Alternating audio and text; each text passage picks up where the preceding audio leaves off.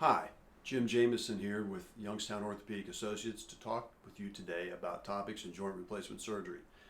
Today we're going to talk about pain management after surgery. Pain management is a topic that often brings a lot of anxiety for patients when they're concerned about having a joint replacement surgery. There's a lot of things that we do to help manage your pain. In patients who are having knee replacements, they get a nerve block prior to surgery that helps with their pain after surgery and usually lasts for about 24 hours. By that point, most patients are ready to go with just pain medicine by mouth. Every hip and knee replacement patient gets medications before the surgery that you take by mouth so that they're working for you when you come out of the operating room.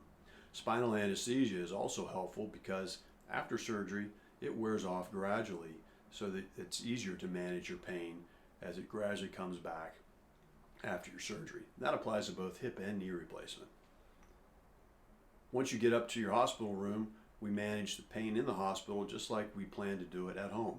Our pain management protocol includes Tylenol, 1,000 milligrams, that's 2 extra strength Tylenol tablets every 8 hours. I usually recommend my patients take it sort of like shift change at the mills, 7 a.m., 3 p.m., and 11 p.m., so you don't have to get up in the middle of the night.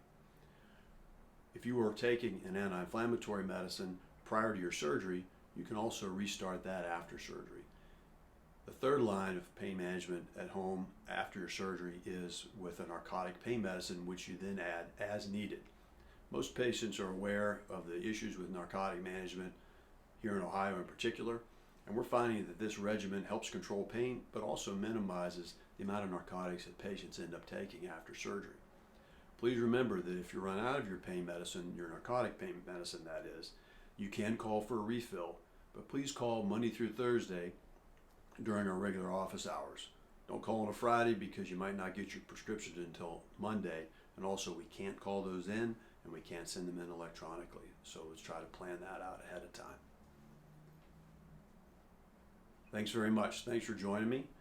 We'll be back next time with another topic in joint replacement surgery.